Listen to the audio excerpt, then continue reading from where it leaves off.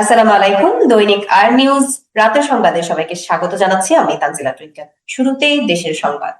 Bangladesh federal সাংবাদিক ইউনিয়নের মহাসচিব কাদের গনি চৌধুরী বলেছেন, বাংলাদেশের উপর চাপ সৃষ্টির জন্য ভারত পুশিন কৌশল বেছে নিয়েছে। বাংলাভাষী ও রোহিঙ্গাদের জোরপূর্বক পুশিং করে ভারত বাংলাদেশের ভূখণ্ডে অস্থিতিশীল পরিস্থিতি সৃষ্টি করতে চায়। তিনি বলেন, জোরপূর্বক এক দেশ থেকে আরেক দেশে ছেড়ে দেওয়া আন্তর্জাতিক মানবাধিকারের চরম লঙ্ঘন। সুনামগঞ্জের তাহিরপুরে চুরির ঘটনায় ইচ্ছা মিয়া নামে এক যুবলীগ নেতাকে হাত পা বেঁধে মারধরের পর মুচলেকা দিয়ে ছেড়ে দেওয়া হয়েছে। এ ঘটনায় পুলিশ বলছে, চুরির বিষয়ে থানায় কেউ অভিযোগ করেনি। তাছাড়া কাউকে চোর সন্দেহে ধরে এনে শাস্তি দেওয়া বেআইনি। এ ঘটনায় বেশ কয়েকটি ভিডিও সামাজিক যোগাযোগ মাধ্যম ফেসবুকে ছড়িয়ে পড়েছে। এ নিয়ে এলাকায় বেশ আলোচনা সমালোচনা চলছে। অভিযুক্ত ইচ্ছা মিয়া উপজেলার দক্ষিণ বড়দল ইউনিয়নের সাধের খেলা গ্রামের সায়েদ আলীর ছেলে ও ইউনিয়ন যুবলীগের যুগ্ম সাধারণ সম্পাদক। ঢাকা বিশ্ববিদ্যালয়ের আরশি মজুমদার মিলনায়তনে অনুষ্ঠিত হয়ে গেল লেখক ও অধিকার কর্মী সাবিনা সুলতানার বই শেকলবন্দি স্বাধীনতায়ের প্রকাশনা উৎসব।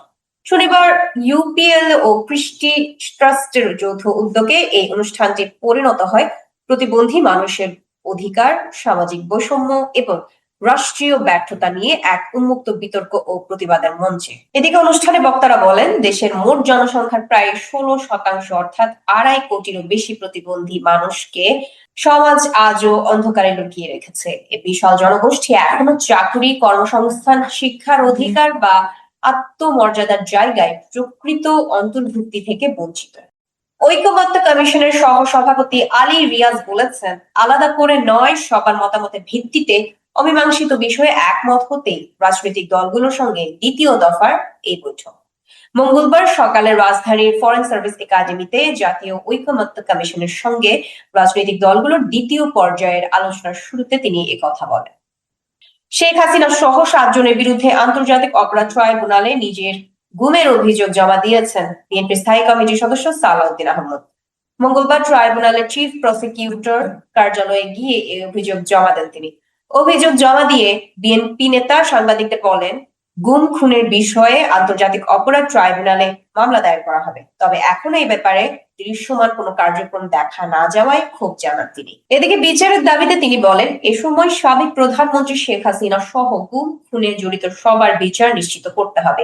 গুমের ঘটনায় এখন পর্যন্ত যারা গ্রেপ্তার হয়েছেন তাদের সাজা এবং যারা পালিয়ে গেছেন তাদের খুঁজে বের করে কমিশনকে অনুরোধ জানান। গাজীপুরের শ্রীপুরের নয়নপুর নতুন বাজার এলাকায় জিন্নাত নিটওয়্যার লিমিটেড কারখানার ছাদ থেকে লাফিয়ে পড়ে এক শ্রমিকের মৃত্যু হয়েছে। মঙ্গলবার এই ঘটনায় বিক্ষুব্ধ শ্রমিকরা মঙ্গলবার কারখানা ভাঙচুরের চেষ্টা চালায়।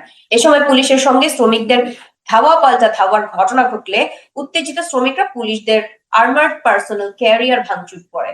এ ঘটনায় 11 পুলিশ সদস্য সহ অর্ধশত শ্রমিক আহত হয়েছে। এবার আন্তর্জাতিক প্রসঙ্গ। পাকিস্তানের করাচির একটি জেল থেকে 2 শতাধিক কয়েদি পালিয়ে যাওয়ার ঘটনা ঘটেছে। জেল কর্তৃপক্ষ বলছে, সোমবার করাচিতে ভূমিকম্পের সময় কয়েদিদের অস্থায়ীভাবে তাদের ব্যারাক থেকে বাইরে আনা হয়েছিল নিরাপত্তার জন্য। তখন বিশৃঙ্খল পরিস্থিতি সৃষ্টি হয়। এরই মধ্যে কয়েদিরা জেলের গেট ভেঙে পালিয়ে যায়। খবর জিও নিউজের।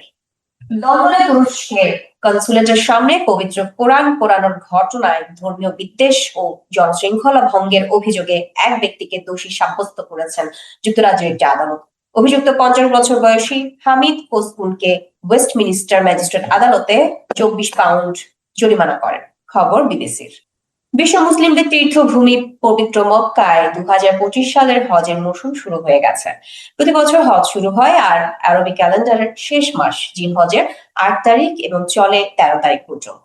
সেই অনুযায়ী সৌদি আরবে আগামীকাল বুধবার থেকে শুরু হচ্ছে এবারের পবিত্র হজের আনুষ্ঠানিকতা। এবার খেলার সংবাদ। দুশ্চিন্তায় স্কালোনি চিলির বিপক্ষে ম্যাচ নিয়ে। চিলি ও কলম্বিয়ার বিপক্ষে বিশ্বকাপ বাছাইয়ের গুরুত্বপূর্ণ 2 ম্যাচের আগে নতুন করে চাপে পড়েছে আর্জেন্টিনা। দলের অন্যতম অভিজ্ঞ মিডফিল্ডার জিওভানি লো সেলসোর খেলা অনিশ্চিত হয়ে পড়েছে চোটের কারণে। বেতিস মিডফিল্ডার বর্তমানে আলাদা অনুশীলন করছেন আর চিকিৎসক দল তার খেলার সম্ভাবনা খতিয়ে দেখছে। জুন মাসে ফিফা আন্তর্জাতিক উইন্ডোতে আগে থেকে 3 জন গুরুত্বপূর্ণ মিডফিল্ডারকে পাচ্ছে না লিওনেল স্কালোনির দল। এই ছিল এখনকার মতো সংবাদ। রাতের সংবাদ দেখার জন্য ধন্যবাদ। এবং দৈনিক আর নিউজের সকল আপডেট পেতে ফেসবুক পেজ ও ইউটিউব চ্যানেলে চোখ রাখুন। ধন্যবাদ এতক্ষণ সাথে থাকার জন্য।